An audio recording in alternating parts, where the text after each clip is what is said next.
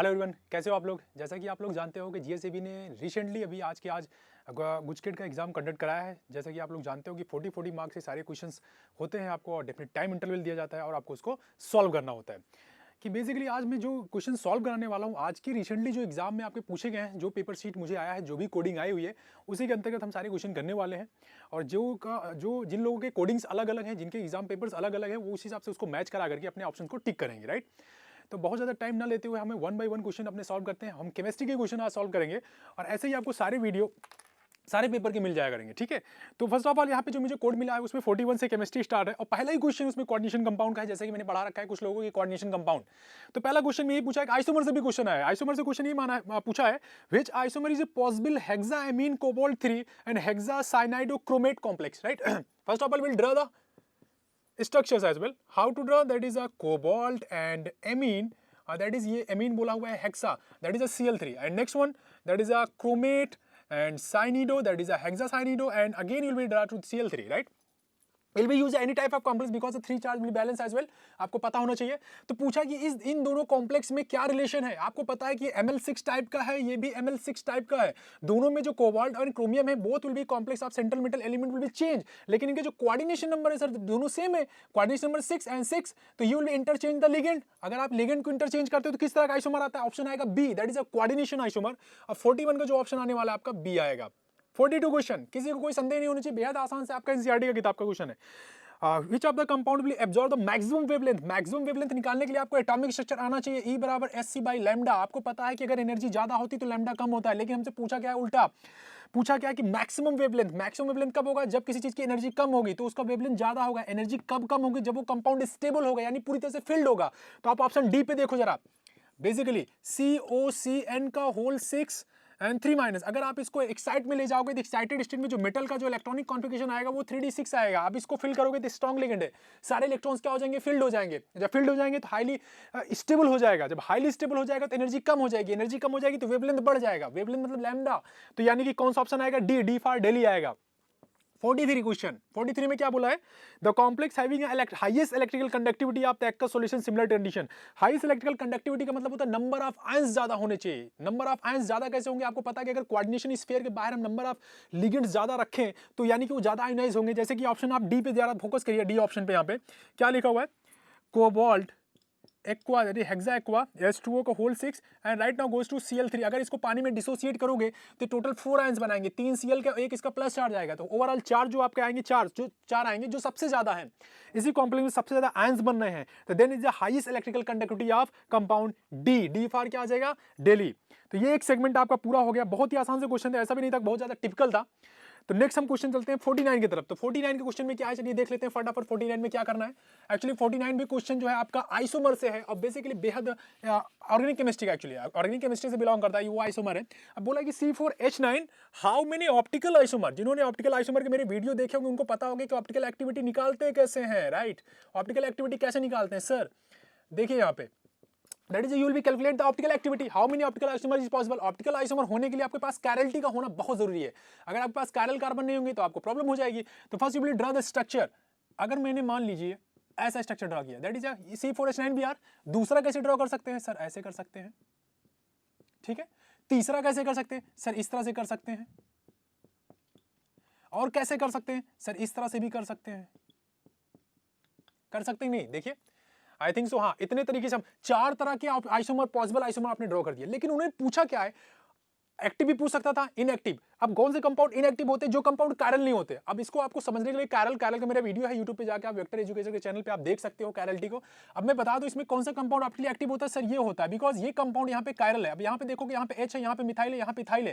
तो ये कंपाउंड क्या हो जाएगा आपका? कैरल। तो कितने ऑप्टिकल एक्टिव आइसोमर होंगे सर? ओनली 1 होंगे। तो ऑप्शन क्या आएगा आपका?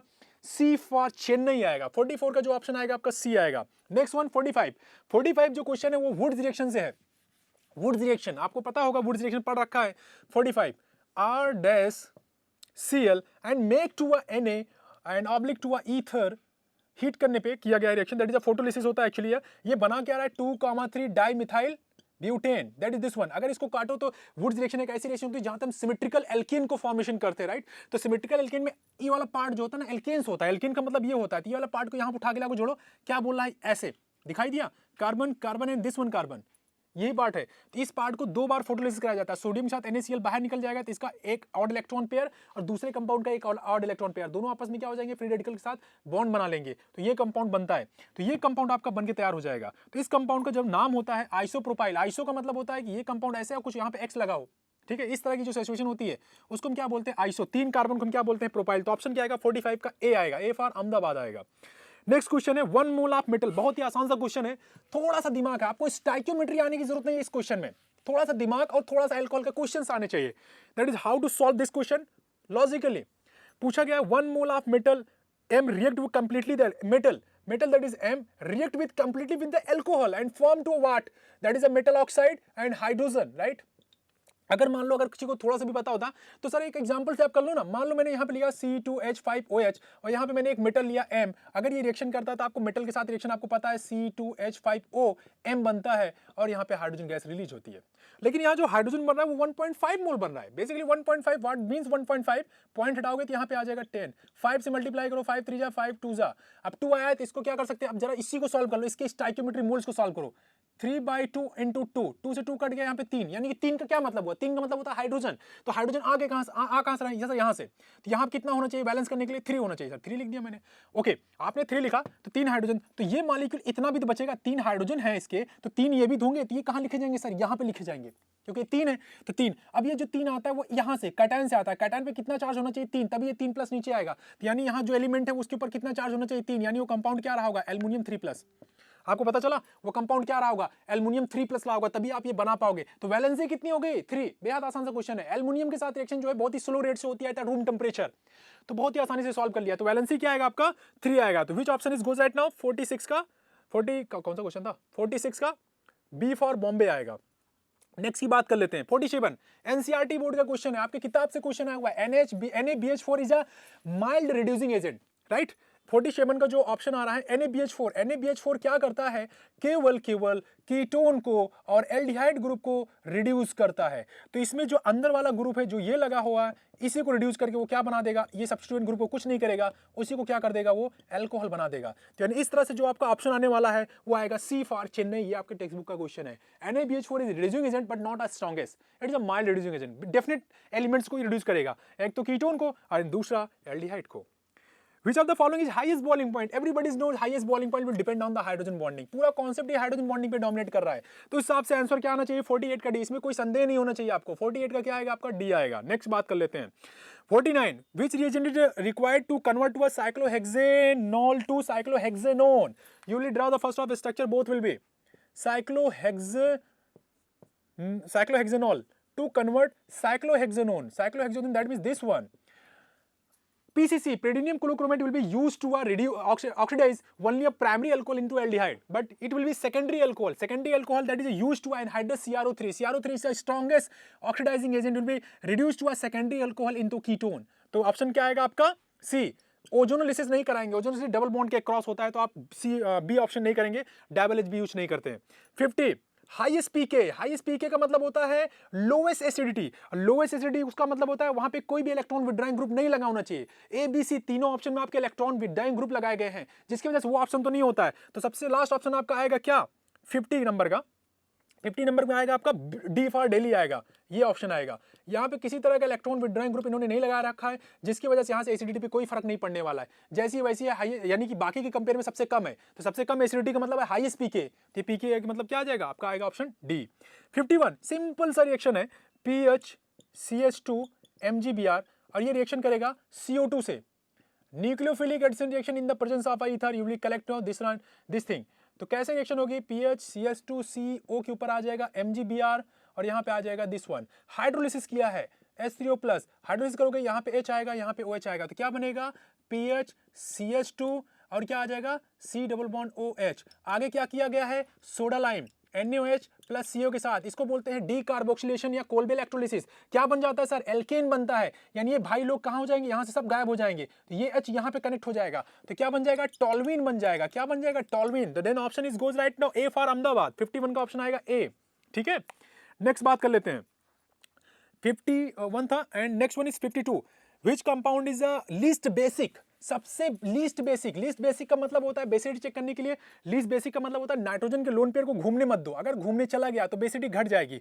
तो मुझे एक ही ऑप्शन में दिखाई दे रहा है बी में, क्यों? बी में जैसे बेंजीन बनाते हो आप और यहाँ पे लिखा है आपने NH2, तो NH2 का लोन पेयर कहाँ चला जाएगा? अंदर की तरफ घूमने। अगर अंदर की तरफ घूमने गया तो this compound is least basic, ये क्या हो जाएगा? लीस्ट बेसिक हो जाएगा, क्योंकि नाइट्रोजन के लोन पेयर को रोक के रखना है हमको, और लोन पेयर को रोक के रखोगे तभी उसकी बेसिसिटी बढ़ेगी। हमको लीस्ट बेसिक है तो घुमा दो, घुमा देने का मतलब है बी फॉर बॉम्बे। अगला ऑप्शन 53 गैब्रियल सिंथेसिस, जी हाँ Gabriel phthalimide reaction which is the main source of nitrogen, बेहद आसान है, खुद ही मेन सोर्स है, वही जो कंपाउंड होता है थैलिमाइड। थैलिमाइड जरा बनाओ, ये चीज ऐसे होती है, ये चीज ऐसे होती है, ये चीज ऐसे होती है, ये चीज ऐसे होती है, ये चीज ऐसे होती है। इसको क्या करते हो आप? बेस के साथ रिएक्शन करते हो, बेस क्या करता है? एसडी को खा जाता है, मतलब खत्म कर देगा, ले जाएगा। क्यों एसडी? कैसे आपको पता है एसडी होता है? नाइट्रोजन बगल में माइनस आई ग्रुप है, इनका लोन पेयर इसके साथ घूमने चला जाता है, तो जब घूमने जाएगा तो ये वाला H बहुत एसडी हो जाएगा, ठीक है, ड्यू टू द रिजोनेंस। तो ये क्या करेगा सर? ये कर देता है, देखो C+O, यहाँ पे N के ऊपर माइनस आएगा, यहाँ पे K के प्लस आएगा, ये ऐसे हो जाएगा, ये ऐसे, ये कंपाउंड। अगर आप ध्यान से थोड़ा सा भी दिमाग लगाए होते तो आपको ये पता चल गया होता कि क्या था इस क्वेश्चन में। बिल्कुल भी आसान सा क्वेश्चन था, बहुत ही आसान सा था, थोड़ा सा दिमाग लगाना था आपको। तो ये ऑप्शन आप सी वाला जो ऑप्शन है ये एक्चुअली यही मॉलिक्यूलर फार्मूले में दिया हुआ है, सी ऑप्शन आएगा इसका, मॉलिक्यूलर फार्मूले में दिया हुआ है। आपका नाइट्रोजन का सोर्स आएगा कहाँ? बाद में आप हाइड्रोलिसिस करते हो लास्ट स्टेप में, तो नाइट्रोजन यहाँ से अमोनिया गैस के फॉर्म में बाहर नहीं निकलती, तो यही तो ऑप्शन आएगा, सी फॉर चेन्नई आएगा। 54 अगला क्वेश्चन देख लेते हैं हम, 54 में क्या आएगा। एंड 54 क्या पूछा था? Best reason of converting 2 phenyl propanamide to 1 phenyl ethanamide. तो पहली बात तो स्ट्रक्चर पता होना चाहिए, दैट इज दिस वन, ये स्ट्रक्चर इसका ये आएगा, और 2 नंबर पे फेनिल ग्रुप लगा हुआ है।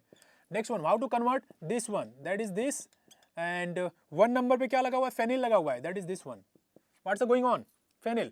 अब ये बहुत अच्छी सी रिएक्शन है, एक नेम रिएक्शन है, बहुत ही सुंदर सी नेम रिएक्शन है, जिसको हम हाफमैन ब्रोमाइड नाम जानते हैं, और हाफमैन ब्रोमाइड डिग्रेडेशन भी बोलते हैं। Hopman bromide degradation, what is the mean of a degradation? Sir कुछ किया नहीं आपने, इसको छुपा दिया और इसको यहाँ पे लाके प्लेस कर दिया, इसी को तो डिग्रेडेशन बोलते हैं। हाफमैन ने, ये तो डिग्रेडेशन है, इसको छुपा दिया और ये चीज यहाँ पे आ गई। सर इसका पूरा मैकेनिज्म होता है, वो आप क्लास पे आओगे तो भी क्लासेस पे आपने वीडियो में आप देख सकते हो, वो सारे मैंने वहाँ पे करा रखे हैं। तो दैट इज, इसको छुपा दोगे तो N क्या हो जाएगा? इसके प्लेस पे आ जाएगा, तो NaOH plus Br2 that is the best reagent that is used to conversion of this one, ठीक है। तो क्या ऑप्शन आएगा आपका? डी फॉर दिल्ली आ जाएगा, 54 का डी। नेक्स्ट वन 55 का बायोलॉजिकल क्वेश्चन है, 55 का most naturally occurring of amino acid. एक बात यार ध्यान लीजिए, ध्यान से सुनिए, 55 नंबर। तो मोस्ट नेचुरली अकरिंग जो एमिनो एसिड्स होते हैं वो L कॉन्फ़िगरेशन के होते हैं, बहुत ही रेयर होते हैं जो D कॉन्फ़िगरेशन के कभी कभार मिल जाते हैं नेचर में। अदरवाइज सबसे ज्यादा जो कॉन्फ़िगरेशन के जो एमिनो एसिड मिलते हैं हमको L कॉन्फ़िगरेशन के मिलते हैं। तो पहली बात तो सही है, beta D ribose sugar is present in RNA, ये थोड़ा सा अंडरस्टूड नहीं है। डी राइबोज सुगर जो होता है आरएनए में पाया जाता है, बीटा डी वैसा कुछ नहीं मिलता है। Amylose that is a starch will be 2 different type of polysaccharides such as amylose and amylopectin. Amylose क्या होता है? वाटर इनसॉल्युबल होता है, एंड 20% पूरे स्टार्च का होता है ये 20%, और this will be contain to a linear polymeric glucose chain which will be connected to a 1,4 glycosidic linkage. तो ये ऑप्शन तो वैसे भी सही है। All monosaccharide are non reducing, generally जितने भी मोनोसैकेराइड होते हैं वो नॉन रिड्यूसिंग के ही होते हैं। अगर एल्डोज हैं, कीटोज हैं, तो उनको नॉर्मली हम बना लेते हैं इस तरह से कि वो ऑप्शन को काउंट करते हैं, लेकिन इनसे मेरा ऑप्शन थोड़ा सा मैच नहीं हो रहा है। अगर आपको लगता है कि कहीं आपको मैं कहीं गलत हूं तो आप जरूर कमेंट करिए, बट पहला ऑप्शन इनका क्या होगा? सही होगा, फिर दूसरा गलत, फिर लास्ट के दोनों यानी TFTT आना चाहिए मेरे हिसाब से। ये ऑप्शन यहाँ पे दिया नहीं हुआ है। नेक्स्ट बात कर लेते हैं 56, राइट। 56 एनसीईआरटी के सबसे लास्ट पेज पे पॉलीमर का क्वेश्चन है, आप लोग देखेंगे वहां पे पता मिल जाएगा आपको। Nylon 2 and nylon 6 both are biodegradable polymer which will make by the amino acids as well amino caproic and glycinic acid. यानी 56 का क्या आएगा? सिंपल सा थ्योरेटिकल क्वेश्चन था। 56 का क्या आ जाएगा आपका? सी। 57 बहुत ही आसान है, जिगलर नाटा, जिन्होंने पॉलीमर का चैप्टर पढ़ा होगा उनको पता होगा, इससे वाकिफ होंगे। C2H5 का whole thrice aluminium and TiCl4, बहुत ही ज्यादा रिवोल्यूशन आया था जब इन्होंने ये चीज बनाई थी। पॉलीमर इंडस्ट्री में बहुत बड़ा चेंजमेंट आया था, बहुत पॉलीमर बने, 1.8 बिलियन से भी ज्यादा पॉलीमर हमारे यहाँ आज अवेलेबल है पूरे वर्ल्ड वाइड में। तो इसका रिवोल्यूशन बहुत ज्यादा हुआ, इसके आने से बहुत सारे प्रॉब्लम सॉल्व हो गए थे, टेम्परेचर को लेकर के, प्रेशर को लेकर के, अब बहुत सारे अलग अलग पॉलीमर बनाना आसान हो गया था हमारे लिए। अगला क्वेश्चन है which antihistamine drug is prevent to acidity. Antihistamine drug that is ulcer की प्रॉब्लम होती है हमारे पास, जब एसिडिटी की प्रॉब्लम होती है, गैस्ट्रिक प्रॉब्लम होती है, तो उसको प्रिवेंट करने के लिए हमें क्या इस्तेमाल किया जाता है? बेसिकली आपके ड्रग्स इंडस्ट्री वाले जो लास्ट चैप्टर उसमें मिल जाएगा। इसको इस्तेमाल करने के लिए, इसको प्रिवेंट करने के लिए हम क्या यूज करते हैं? सिमिटाडाइन, दैट इज ऑप्शन आएगा ए 58 का ऑप्शन आएगा ए। इसको हम क्या करते हैं? H2 ब्रोकर्स, एंटी हिस्टामाइन को हम H2 ब्लॉकर्स बोलते हैं, क्योंकि ये रिसेप्टर की तरह काम करके हाइड्रोजन को अपने अंदर ब्लॉक कर लेता है, इसलिए इसको ब्लॉकर्स के नाम से भी जानते हैं। तो एक्चुअली उस चीज को कम करने के लिए, प्रिवेंट करने के लिए एसिडिटी को, हम ए ऑप्शन सिमेटिडाइन इस्तेमाल करते हैं। नेक्स्ट की बात कर लेते हैं 59 number. Which of the sweetener which are following trichloro derivative of sucrose, trichloro derivative sucrose का जो स्वीटनिंग एजेंट इस्तेमाल किया जाता है वो ऑप्शन आएगा बी सुक्रालोज, जो एकदम टेस्ट में शुगर जैसा ही होता है, एकदम से टेस्ट में आपके किताब में 16 चैप्टर में भी ये मिल जाएगा, केमिस्ट्री एवरीडे लाइफ में, जो कि साफ साफ लिखा हुआ है शब्दों में, तो वहां पे आप जाके देखेंगे तो स्वीटनर एजेंट आपको मिल जाएंगे सुक्रोज के। तो इसमें भी ऑप्शन बेसिकली थ्योरेटिकल क्वेश्चन है, 59 का ऑप्शन आ जाएगा B. Deficiency of vitamin C, scurvy, scurvy कैसे होता है सर? विटामिन सी का नाम क्या होता है? Ascorbic acid. ब्लीडिंग होना, फटीग होना, ये नॉर्मल सी सिम्पटम्स होते हैं स्कर्वी के, राइट? तो इसका ऑप्शन क्या आएगा आपके पास? 60 का ऑप्शन क्या आएगा आपके पास sir? Ascorbic acid, C for Chennai आएगा। 61 that is goes for a solid state. How to solve solid state? बहुत आसान सा है, सीधे से पैराग्राफ दिया है, silicon dope with arsenic impurity of P type, गलत बात है। जब 14 को 15 में मिलाते हैं तो एन टाइप सेमीकंडक्टर बनता है। एमआरफो सॉलिड इज एनिसोट्रोपिक, ये भी बहुत गलत बात है, आइसोट्रोपिक होते हैं। In a unit of rhombic sulphur is axial distance equal to value of axial 90, बिल्कुल सही बात है, 90 डिग्री के एक्सियल के बराबर होते हैं। डी ऑप्शन में क्या दिया हुआ है? एमोन is all domain are align, गलत बात है, एक डोमेन ऊपर, एक डोमेन नीचे, एक ऊपर एक नीचे, that is a cancel out वो whole of the domain will each other. तो आएगा ऑप्शन सी फॉर आ जाएगा 61 का, चेन्नई आएगा। नेक्स्ट बात कर लेते हैं 62 एनसीईआरटी के सॉलिड स्टेट के बैक साइड का पेपर है, जिनको मैंने लाइव क्लास में खुद ने लगवाया है। इसमें क्या पूछा है? Fe2 प्लस Fe3 प्लस का फ्रैक्शन निकालना है। कहां से निकालना है? Fe.93। ओ, इतना आसान क्वेश्चन है, आप लोगों का आंसर तक पता होगा बहुत सारे लोगों को। सर यहां से अगर इसको सॉल्व करोगे रेडॉक्स से, हमने बता रखा है, आप जाके देख लीजिएगा। बेसिकली x यहां से आता है 0.79 आपका आएगा, ठीक है? तो आपको Fe2 प्लस निकालना है। तो how to calculate the Fe2 plus? That is a fraction. Fe2 plus that is a 0.79 divide by 0.93, you will divide both term, then the value comes from 0.8459, that is a approximated 85, right? तो 0.85 आएगा आपका, option B. Percentage नहीं निकालना है, percentage निकाल लोगे कुछ भी प्रॉब्लम नहीं होगी, क्योंकि यहाँ पे पॉइंट में दिया हुआ है। तो आप फ्रैक्शन निकालो, कुछ भी निकालो, आपका ऑप्शन मैच ही हो जाएगा। ऑप्शन आपका आएगा बी फॉर बॉम्बे आएगा, that is 62, that is a B for Bombay. कुछ लोगों का आंसर पता भी होगा पहले से, जिन्होंने पढ़ के गया होगा। 63 maximum amount of a solid solute that is can be dissolved in specified amount of liquid solvent does not depend upon. जब मैंने सॉल्यूशन चैप्टर पढ़ाया था तो मैंने बताया था जब कोई सॉलिड किसी लिक्विड में डिसॉल्व होता है तो प्रेशर का कोई इफेक्ट नहीं होता है, बाकी सारे फैक्टर इफेक्ट करते हैं, लेकिन प्रेशर का कोई सिग्निफिकेंट नहीं होता है। किसी सॉलिड का प्रेशर नहीं होता ना, नेग्लेक्सिबल होता है, तो आप प्रेशर से क्या कर लोगे? कुछ नहीं, उससे सॉल्बिलिटी बिल्कुल इफेक्ट नहीं होने वाली। तो डज नॉट डिपेंड ऑन, यानी वन एंड ओनली ऑप्शन आएगा डी फॉर दिल्ली आएगा, यानी 63 का थर्ड ऑप्शन आएगा, सबसे लास्ट आएगा, सॉरी डी। और डी में भी कौन सा आएगा? प्रेशर वाला टर्म, थर्ड वाला। The molality of aqueous solution any solute having a mole fraction 0.25, एक लाइन का क्वेश्चन है, ओनली वन लाइन। आप लोग पूरी कॉपी भर डाले होगे इस क्वेश्चन के पीछे, मुझे पता है, but only one line, that is a correlate both terminology. Molality, what is the molality? XB into 1000 divided by XA into molecular mass of a solvent, molecular weight of a solvent. What is the XB? XB is a 0.25 into 1000. What is the XA? Sum of mole fraction is 1. So how to calculate the XA? 1 minus 0.25, that is goes to 0.75. So what the value is 0.75. What is the molecular mass of a water? That is 18. 18 लिखो, तो you will be calculate with the very easily, that is calci. Then the option is goes right now 18.52 519, that is 18.52 molal, ये आपका option आएगा, यानी option आएगा आपका ए for Ahmedabad, यानी 64 का ऑप्शन आएगा ए। नेक्स्ट बात कर लेते हैं, ऑस्मोटिक प्रेशर का क्वेश्चन आएगा 65 का, बेहद आसान सा है, लेकिन आधे लोगों ने गलत किया होगा। क्यों? क्योंकि उन्होंने ये कॉन्सेप्ट पढ़ा ही लगा ही नहीं होगा कि वांट ऑफ फैक्टर नाम का कॉन्सेप्ट भी होता है, तो वो भी लगाना होता है। 65 तो एसिटिक एसिड दिया हुआ है CH3COOH, it will dissociate in water and compound and is goes to acetate ion and hydrogen ion. If will be calculate, you will sees the question, you will given the molarity as well 0.5, तो 0.5 is there and 0 0, and again we will goes to equilibrium 0.5 minus x and 8. What is the value of I? That is equilibrium moles, 0.5 minus x plus x divided by total moles. What is 0.5? x cancel हो जाएगा, तो 0.5 plus x divided by 0.5. How to calculate x? That is the main reason. How to calculate the x? So then how to calculate it? Because you will see the question having a 2 pH, yani that means pH is equal to minus log H plus. What is the value of pH? 2 minus log H plus. You will calculate the log H plus. How to calculate? तो 10 की power minus 2 is equal to H plus. that is a concentration of H, and hydrogen is goes right now this one is goes right now 0.01. You will be written to there 0.01. So 0.5 plus 0.01 divided by 0.5. Easily you will be calculate I, and what the question is, osmotic pressure pi बराबर I into C into R into T. तो you will be easily put the question and solve. I की value कितनी आएगी, this concentration की value कितनी होती है 0.5. you will be easily calculate. Option will be checking right now. आप खुद से इस ऑप्शन को खुद से चेक कर लीजिए, कुछ नहीं करना है, केवल आपको कैलकुलेट करना है. सारी डिटेल्स मैंने बना के दे दी है. ए और डी में से चेक कर लीजिएगा, शायद तो दो ऑप्शन में से कोई एक आएंगे. नेक्स्ट पेपर, नेक्स्ट सेगमेंट की तरफ चलते हैं. 66 क्वेश्चन नंबर, ठीक है. इलेक्ट्रोकेमिस्ट्री, राइट, इलेक्ट्रोकेमिस्ट्री से आया हुआ है 66 नंबर का क्वेश्चन. ठीक है, देख लेते हैं क्या होते हैं.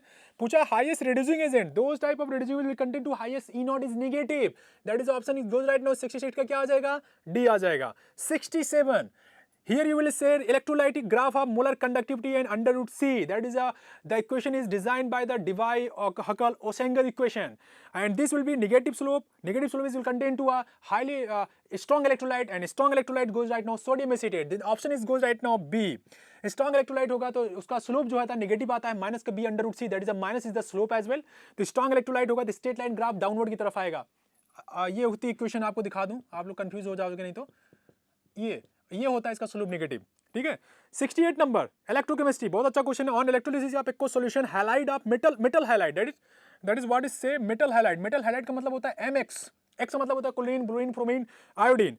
तो what is the formula of metal halide. Okay, तो you will just calculate the moles. Moles क्या होता है sir, weight upon molecular weight is equal to, ये ट्रिक मैंने बता रखा है, I into T 96500 into n factor. तो what is the weight, weight is given there 0.2938 and molecular weight that is given to 63, and I what is the I, 1.5 into time T into the 10 into 60. You will calculate in a second.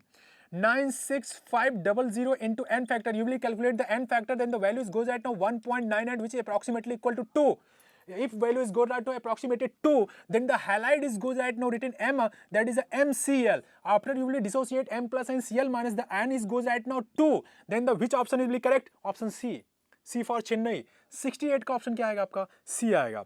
The presence of catalyst heat is evolve in absorb during direction. What the means of a heat absorb. मैं आपको बता देता हूं कि catalyst का ना तो heat का लेने से, हीट को देने से, ना तो डेल्टा H की, ना तो डेल्टा G की, ना तो इक्विलिब्रियम से कोई लेना देना नहीं हुआ. Catalyst are those type of compound which will increase the rate of reaction but not to perform in product form. यानी प्रोडक्ट को उनको लेना देना नहीं होते हैं. तो ये कुछ नहीं करने वाला है. कुछ नहीं करने का मतलब क्या है. 69 का क्या आ जाएगा आपका, 69 का ऑप्शन आ जाएगा आपका पास, डी आ जाएगा. नेक्स्ट सेगमेंट की तरफ बढ़ते हैं.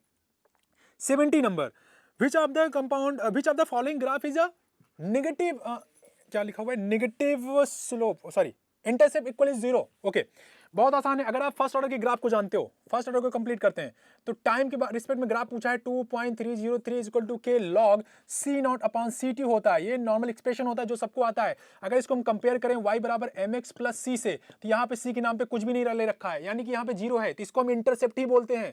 अगर आप मैथ थोड़ी सी आती है तो स्ट्रेट लाइन का ग्राफ है. किसका ग्राफ है ये, स्ट्रेट लाइन. जिन लोग को मैथ आता है, y बराबर mx प्लस सी, स्लोप कितना आएगा, कंपेयर कर लो m. ये x है, x एक्सिस पे इन्होंने क्या लिखा हुआ है ये.